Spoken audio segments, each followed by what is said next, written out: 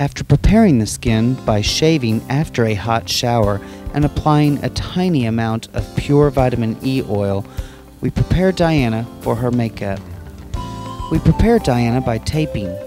Taping is done with surgical tape, lifting the skin back and up, connected to the wig cap for an instant facelift.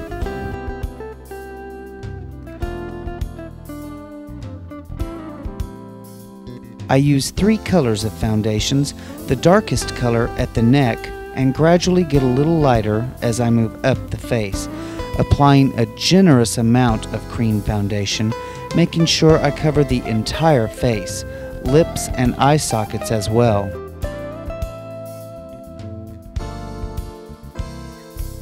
Then I take a sponge and blend everything together using a very firm hand. This step is very important as it creates your smooth, flawless skin.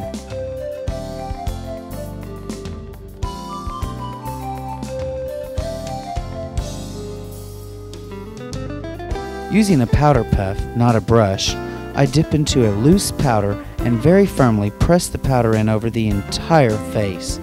I use a very generous amount to create a beautiful finish that is very low maintenance. Don't worry about using too much.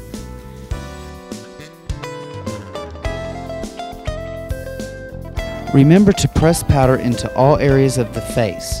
Smooth out any blotchy looking areas with your puff until all is smooth appearing.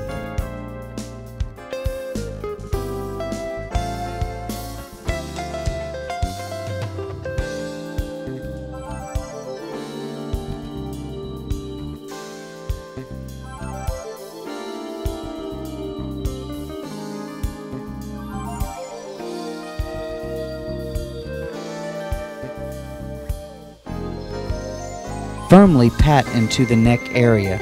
Make sure to get close up under the eyes as well to set any under eye lining.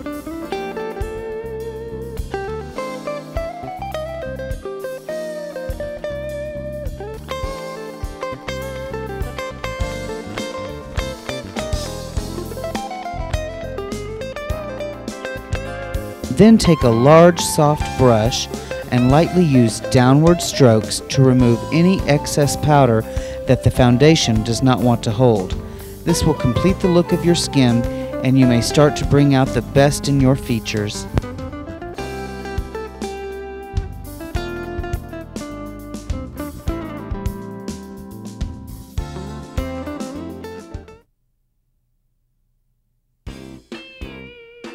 Using a matte textured brow pencil, use short, soft strokes going from the inner eye to the arch.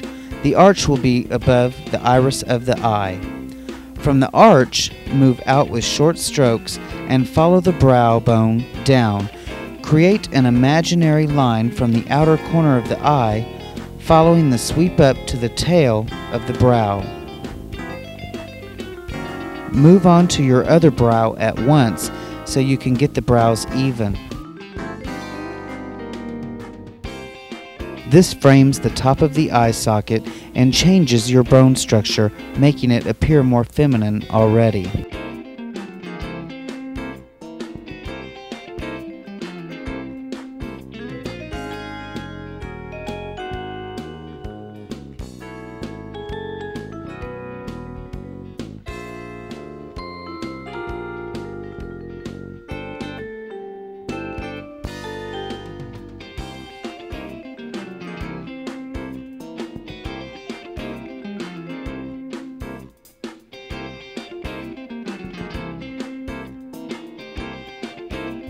Use a brow brush or an old toothbrush to blend the pencil strokes to make brows as soft as possible. Softness is the key. Keep blending until they look great to you.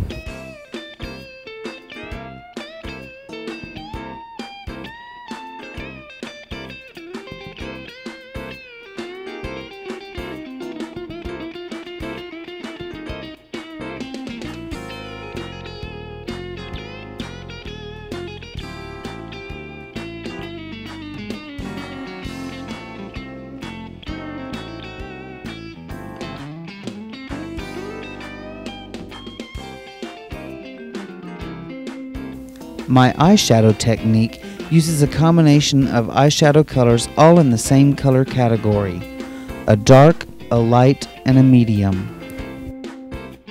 On Diana, I use neutral colors of taupe, brown, and ivory. Taupe is the medium-toned color, so I go under her eyes to make them appear larger.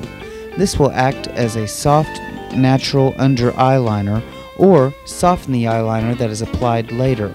I suggest you do the same step to each eye as you approach that step for an even appearance.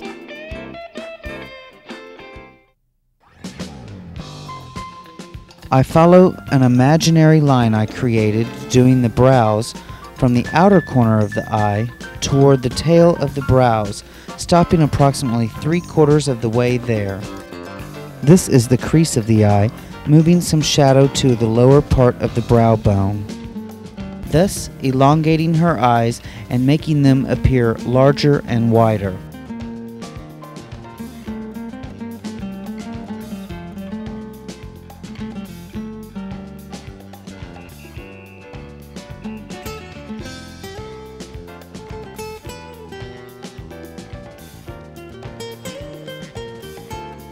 I am using my medium color to start with. I fill in the crease with this color. At this time, I apply the same technique to the other eye to be even. Don't worry about the eyeshadows looking too harsh, as I will soften it later. Always blow excess color off your eye applicator so that it won't end up on the cheeks.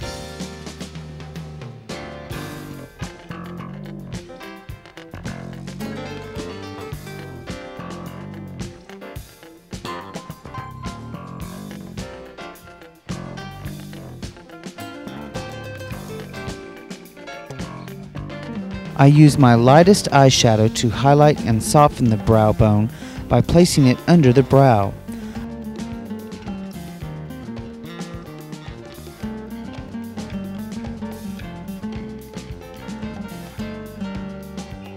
I then reapply more of my medium color to the outer corner to prepare for the dark color.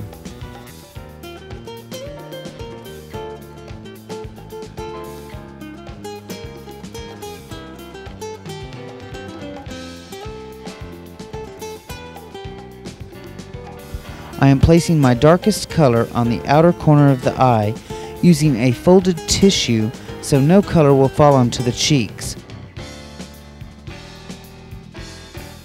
Apply more highlight under the brow bone at the arch and to the inner corner of the eye.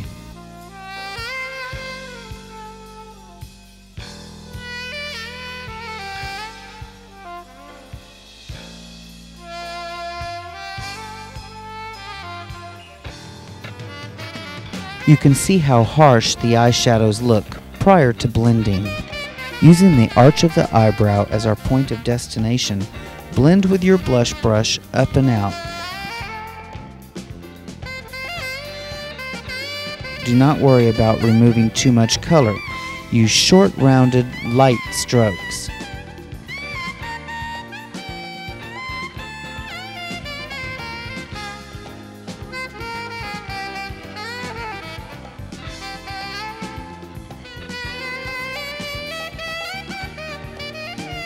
My technique of layering and blending means to just reapply the same colors to a few strategic points and reblend.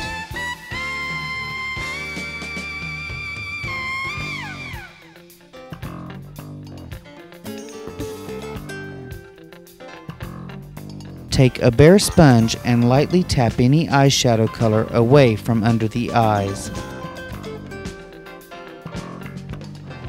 Softening a man's bone structure makes the face appear more feminine. Contouring is the key to this, using light and dark. Using blush to minimize and build, and lightener to bring out great features. To find the proper place to build your cheekbone, suck your cheeks in and find the outermost part of the face. Your cheekbone is connected to the top of your ear at the hairline.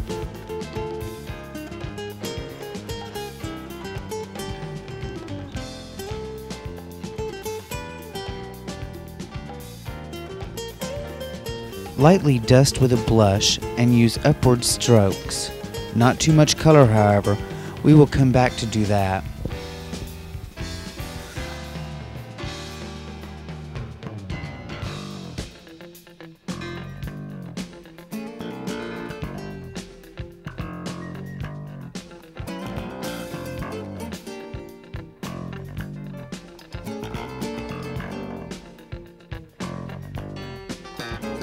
Apply to both sides to keep even. Do not come down past the outer corner of the eye.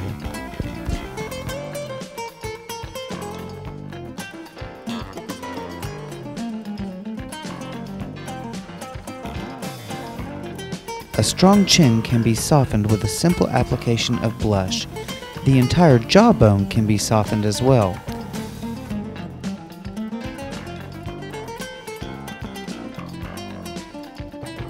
To minimize a prominent nose, simply blush the sides of the nose and the tip.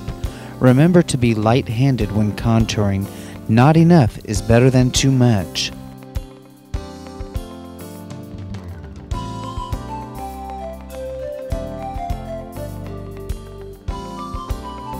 Then, taking a highlighting powder such as cream, ivory, or porcelain, go between the eyes to soften the brow bone as well as separate the eyes. Build a shelf on top of the cheekbones.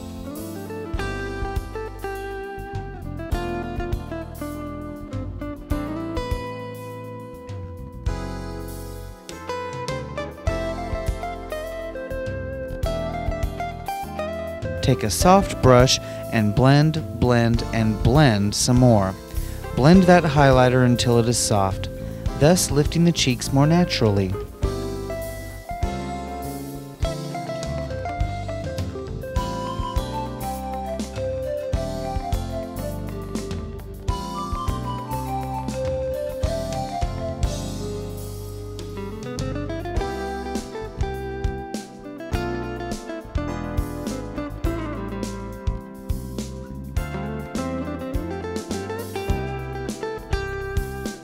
Blend all contouring with a powder puff. A lip pencil helps keep color from smearing or bleeding. I start with a V in the top bow of the lips using short dot-like strokes. Blend and connect to the outer corners of the lips.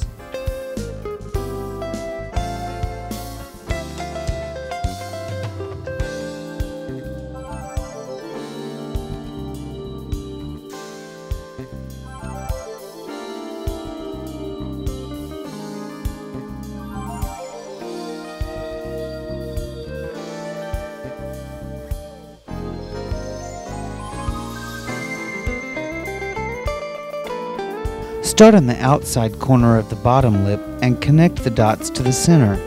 I go just outside Diana's natural lip line to make her lips appear fuller.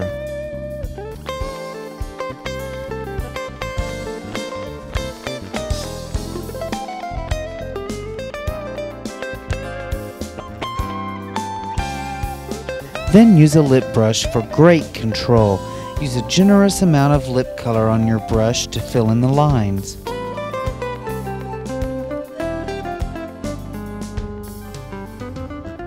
We have created the integrity of Diana's makeup. The eyes are the most expressive feature, so I am going to make them softly just pop out at you.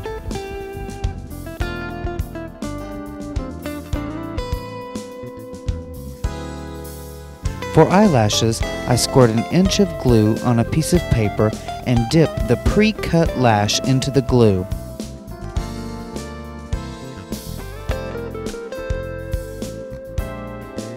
After waiting to let the glue set for about 1 minute, I attach the false lashes to the base of Diana's lashes, getting them as close into her lash line as possible. I open her eyes right away before the glue dries and adjust them by pressing down again on them, then sticking them back to the inner corner of the eye, blending Diana's natural lashes to the false ones with mascara.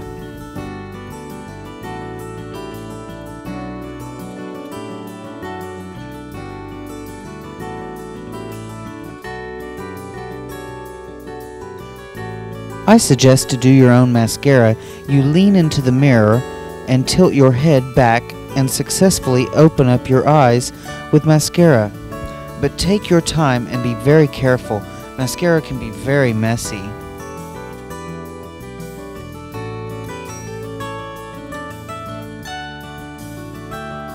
Moisten a Q-tip and gently wipe off any mascara mistakes before the mascara dries.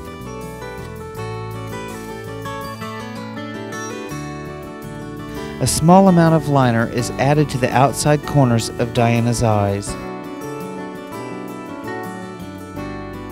Take a powder puff and reapply a tiny amount of powder to the face. Make sure any contouring is not obvious.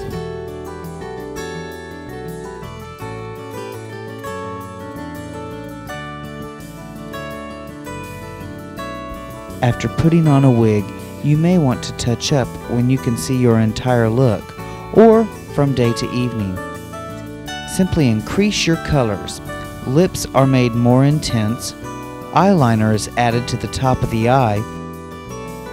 I use liquid, but this can be difficult for the beginner, so I suggest a felt tip liner or a smudged pencil. Liquid is bled down into the lash line for a much more dramatic eye look.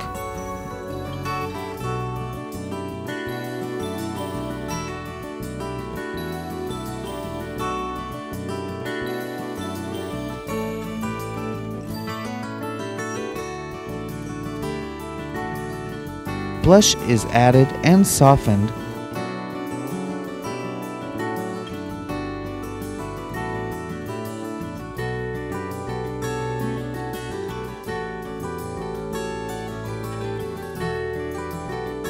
A single touch of darker eyeshadow on the outer corner of the eye, and a mini eye lift with highlighter powder under the eyes. Roll in with a Q-tip and blended with a powder puff.